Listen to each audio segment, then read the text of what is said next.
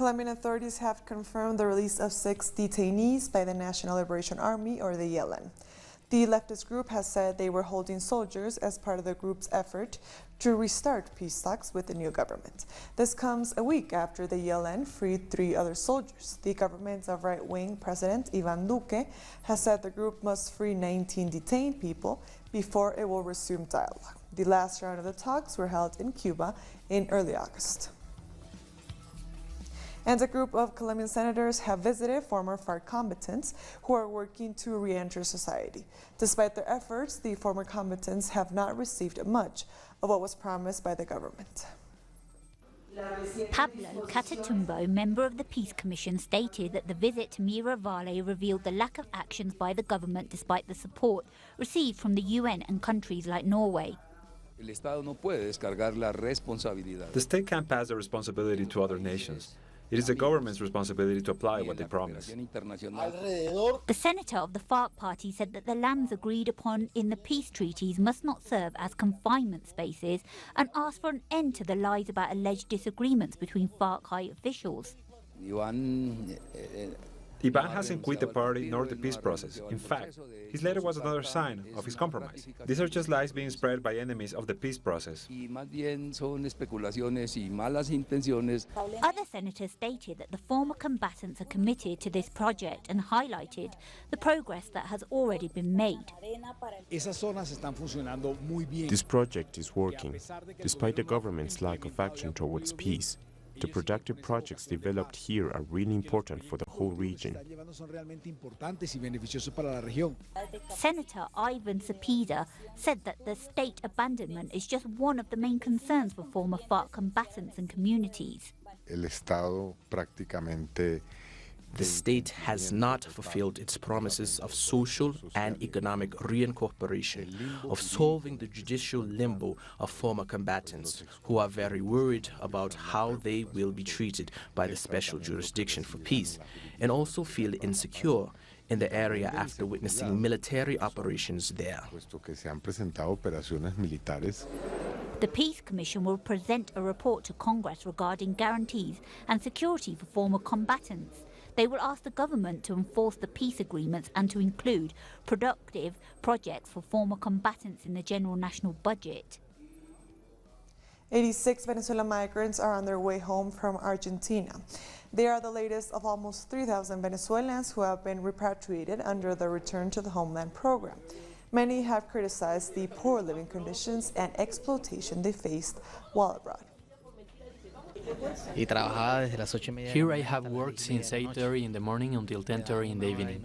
You are giving 1 hour for lunch and you work for 14 hours every day. I only had half Sunday to rest. I worked like this for 6-7 months. It is hard because my initial plan was to bring my family, but then it gets hard and at the end you need to choose between being a migrant or your family. So returning is the only way to be with them. 86 Venezuelans repatriated from Argentina will touch down here in Venezuela shortly. They were part of the Return to the Homeland program that has brought home more than 3,000 people. This governmental initiative seeks to address the human rights violations towards Venezuelans in countries like Colombia, Peru, Ecuador and Brazil. We will soon bring you more information about this new group of repatriated Venezuelans. Thank you for your report. And Venezuelan Foreign Minister Jorge Arreaza has called on his Colombian counterpart to establish bilateral dialogue regarding migration issues. At the UN Human Rights Council in Geneva, Venezuelan Foreign Minister said that his Colombian counterpart, Carlos Holmes Trujillo, has been difficult to work with so far. In a tweet, he urged Trujillo to establish a bilateral dialogue to assess issues like migration. And labor unions and social groups in Argentina are continuing their protests against the austerity measures of President Mauricio Macri. Thousands of people have blocked the main avenues of Buenos Aires. Protesters are angry about budget cuts in public services, which are severely affecting low-income Argentines. The inflation has risen to 31% and is still climbing. People have to pay more for transportation and electricity, as public utility subsidies have also been slashed. It's an uncertainty to know day in, day out how you are going to get by because it's getting worse. Every day you find yourself with worse things. Then you ask yourself, how can I feed my children today? What can I feed them tomorrow? If it continues like this, the truth is we are worse off every day. And unions in Argentina are holding a massive protest against the ongoing financial crisis. Our correspondent, Sabrina Roth, explains. On Wednesday, state workers are set to hold a national strike that will include mobilizations, roadblocks, and countrywide gatherings to demand an end to the austerity policies established by President Mauricio Macri, which have worsened thanks to the deal the government made with the IMF. Unions announced they will march to the Treasury to demand an increase in wages to match protected inflation rates. Part of these projects is also calling attention to the issues of sovereignty, land exploitation, and working conditions that several mines and nuclear power plants pose across the country, issues that have only worsened during Macri's administration. Thank you, Sabrina, for your report. And a vigil was held in St. Lucia for Botham Jean, who was shot and killed in his Dallas, U.S. home. A female police officer allegedly mistook Jean's apartment for her own and thought he was an intruder. The officer was arrested on a manslaughter charge. It was robbing St. Lucia, robbing the world of a leader, a God-fearing citizen, a positive soul, a gem. The Workers' Party in Brazil has a new presidential candidate less than a month to the presidential election. The Workers' Party handed over the presidential candidacy to Fernando Haddad. He will replace former President Luis Inácio Lula da Silva in the electoral race. Hundreds of people gathered in Curitiba to support Haddad and to protest the decision of the judiciary not to allow Lula run. Haddad will continue Lula's project. He will build a better country for all of us, a country with public policies that takes into account the black community in universities, that brings back the housing project. He will promote policies to take care of us, different from the government of Michel Temer. An act to denounce that Lula suffers a persecution process and that the justice of Brazil has not taken the honest decision to keep Lula da Silva as candidate. Through a letter read by one of the founders of the party, Lula indicated Haddad as his candidate. No suppressor can be bigger than the people. That is why our ideas will reach everybody through the voice of the people, higher and louder than the lies of global. That is, I want to ask all of you that would vote for me, vote for Fernando Haddad for President of the Republic. Fernando Haddad has reaffirmed Lula's innocence and called the PT and its militants win October's election. It's time to go out to the streets with our heads held high and win this election. We're going to win this election for Lula, for the Workers' Party, and for the Communist Party of Brazil, for social movements and for Brazil. Brazil deserves this victory. We're not going to give up. Social movements are now facing a new battle as they have to campaign in less than a month. We are facing a historical moment and people know it. We work and fight for Brazil and connect our people to Latin America. Haddad represents Lula, represents social movements, represents union movements. We are going to support this campaign. There is time to lose. We are going to vote for Haddad. Fernando Haddad is now expected to build a popular project that gives power to the people. As Lula said, now the new presidential candidate will have to represent him and represent all Brazilians. We'll be back very soon. Stay with us.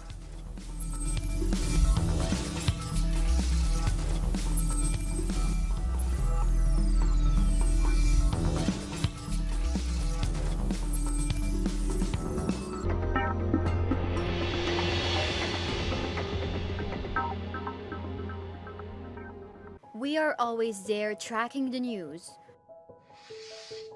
We seek equality. We defend the truth.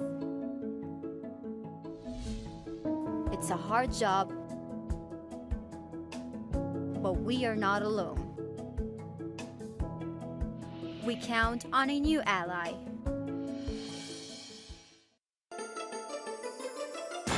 The ruling world order has always subjugated the masses.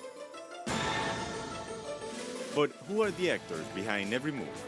What are their real interests?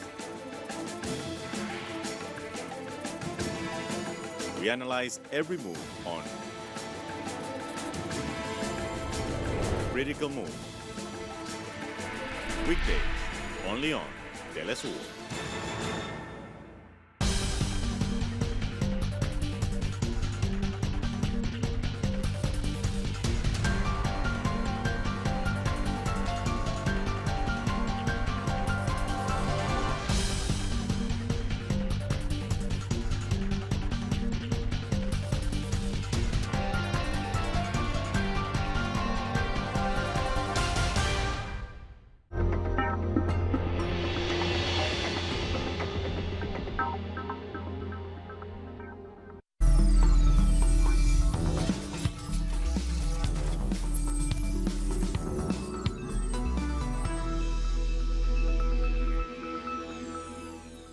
Welcome back. An island-wide state of emergency has been declared in Dominica from midnight September 12th to noon on Friday, September 14th.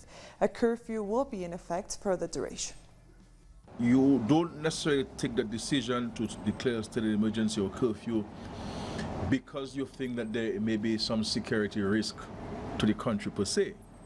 Sometimes these are taken to ensure that there is a greater level of control of the space to allow the essential services to carry the duties, and fundamentally to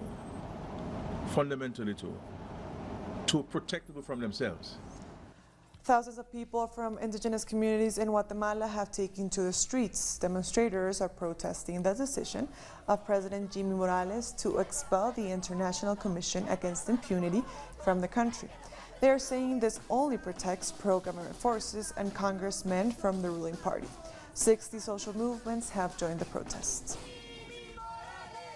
More than 2,000 police and army have locked down the center of Guatemala City amid the protests. Demonstrators are denouncing Jimmy Morales' decision to deploy a section of elite soldiers of the army specialized for anti-terrorist operations. Our correspondent, Santiago Boton, explains. 30 to 40,000 people from the 48 areas of the Totonicapán region have been peacefully protesting against the government of Jimmy Morales, and especially against impunity and injustice. The peaceful protests are concentrating in at least 4 strategic points of the Inter-American Highway that connects the Guatemalan capital with the South Mexican border. During these latest days of protest, all the different groups have included their demands and joined together in calling for the resignation of Jimmy Morales and to advocate for the continuity of the International Commission Against Impunity in Guatemala. Thank you, Santiago, for your report. And Chileans have paid tribute to the victims of the dictatorship of Augusto Pinochet with a memorial at the National Stadium in Santiago. They remembered the 45th anniversary of the military coup against late President Salvador Allende. The National Stadium became the main detention and torture center during the dictatorship of Pinochet. The 17-year-long regime left more than 3,200 dead and around 38,000 tortured. As former prisoners, we have an ethical and moral duty to keep the memory alive and keep the record on everything that happened. We have to remember. We have to remember something that hit us very hard in the country and is something too important in our history. We have to remember, and that's why I came here. 1 year after several earthquakes shook Mexico, reconstruction is still underway.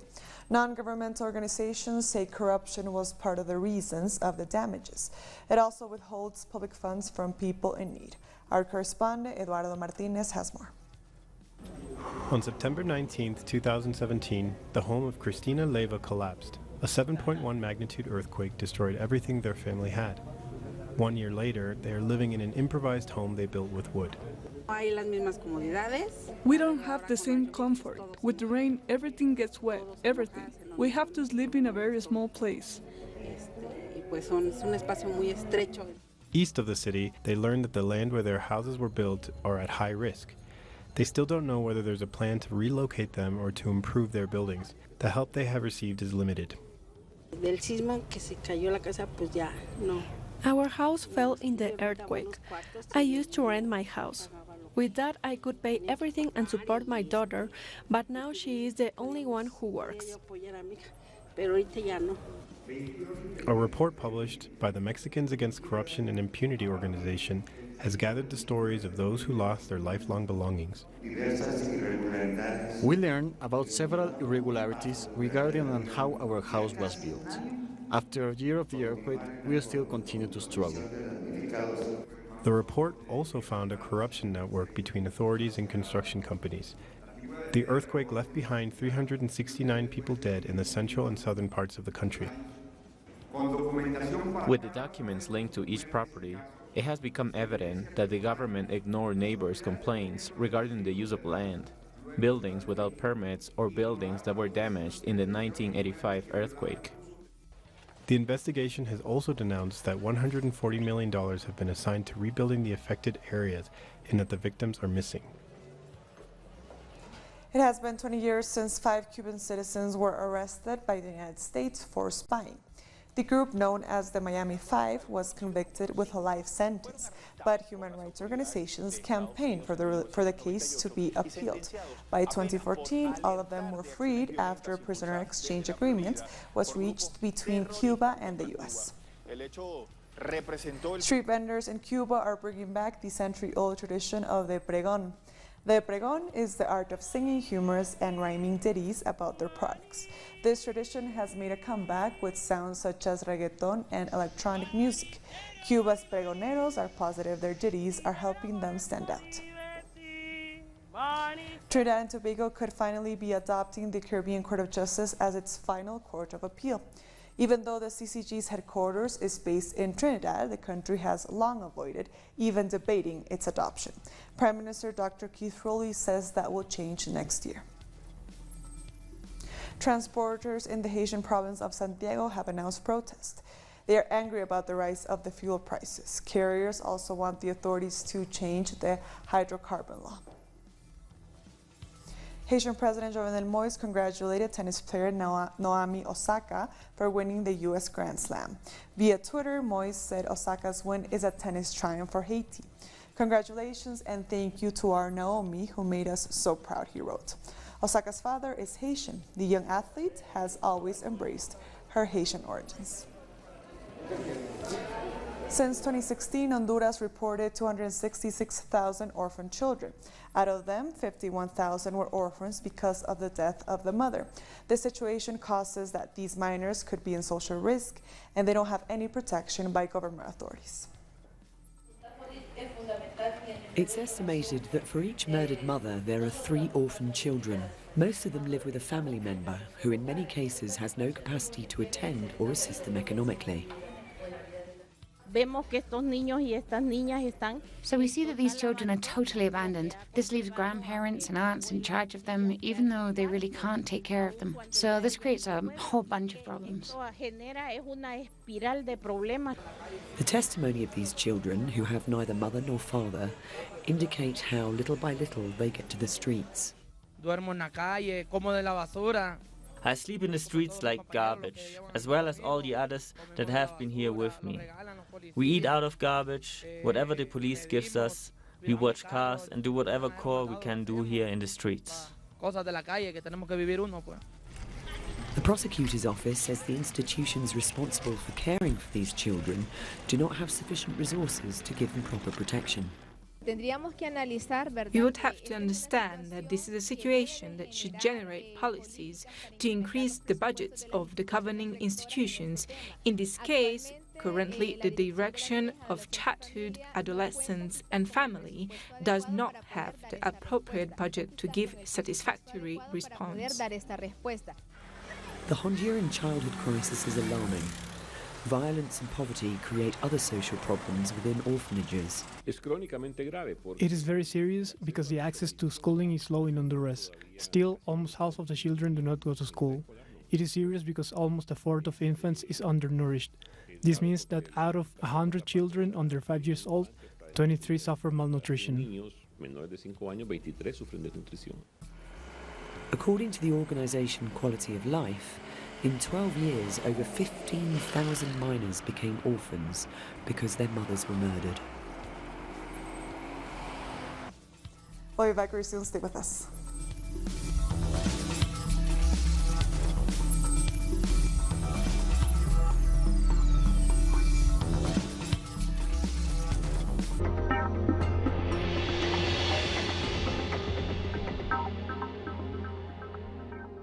We are present at every event where our nations are staring.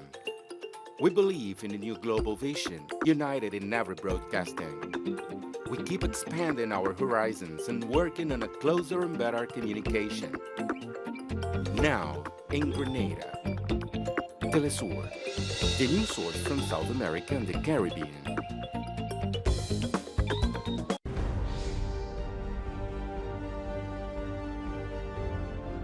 Acompañamos a los pueblos que resisten en cada una de sus luchas. Somos esa ventana que se abre para visibilizarlos entre fronteras.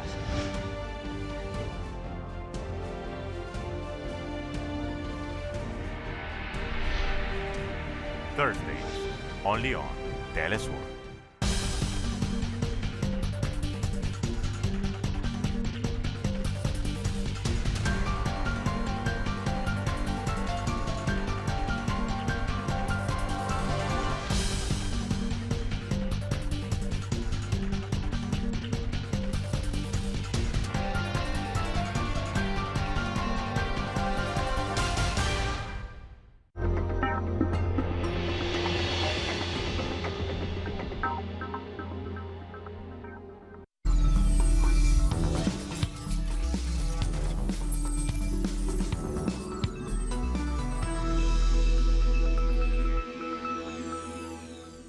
Welcome back. The United Nations has described the situation in Gaza as catastrophic after 11 years of economic siege.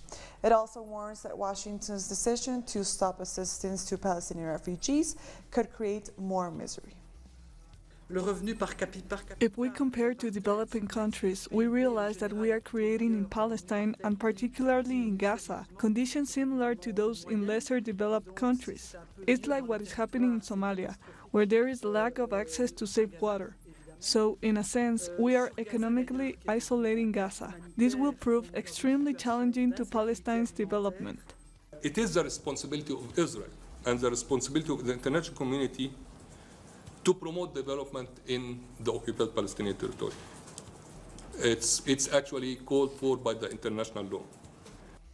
The European Parliament has voted for the first time ever to issue sanctions against Hungary over breaching democratic values.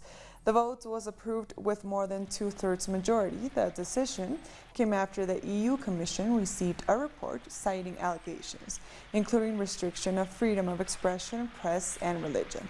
Viktor Orban's government has violated rights of refugees, ethnic minorities, and students. We spoke to Hungarian lawyer Daniel Savo about what will likely happen to Hungary now. It's clearly more political than legal, but it was a historic vote. As I mentioned, never before voted the European Parliament that a member state violated the core European values, and in the political level it might result in lesser EU funds for Hungary, for example, or fewer positions for Hungarians in European institutions. So it would make Hungary an outlier in the European institutions.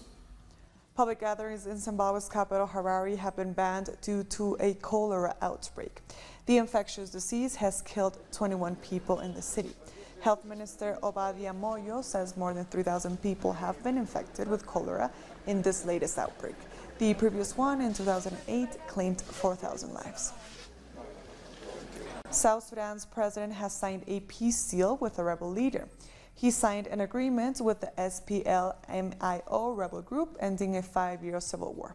The conflict has killed at least 50,000 people, mostly civilians, and displaced about 2 million others. A previous peace deal made in 2015 fell apart 1 year later after fighting broke out between the government and the rebel groups. Pro-whaling countries have derailed plans for a South Atlantic whale sanctuary. The plenary meeting of the International Whaling Commission failed to achieve the 3/4 majority to approve the project. The proposal was put forward by Argentina, Brazil, Gabon, South Africa, and Uruguay. Environmentalists are urging the Commission to take immediate action to protect whales. We want to continue in this battle because we understand that we are on the right track. Every year, scientific checks derived mainly from results and surveys on the effects of climate change in the oceans show that it is necessary to create stronger protection conditions. A rare Egyptology manuscript has been restored and decoded. Experts say the 17th century document proves the contribution that ancient Egypt made to Italian Renaissance. The Thesaurus Hieroglyphicorum was rolled up in centuries of dust, insects, and humidity. It was the Italian archaeological mission in Luxor who revealed its secrets. Liberia's president is making a surprise football comeback. Commander-in-Chief George Weah has dusted off his football boots. He played for his country in a 2-1 defeat to Nigeria. Weah was voted European and African Footballer of the Year back in 1995. All right, ladies and gentlemen, we'd like to welcome you. And with that story, we've come to the end of this news brief. These and other stories, as always, you can find them on our website at telesurtv.net/English. And also join us on social media, on Facebook, on Twitter, and on Instagram. For Telesur English, I am Estefania Bravo. Thank you for watching.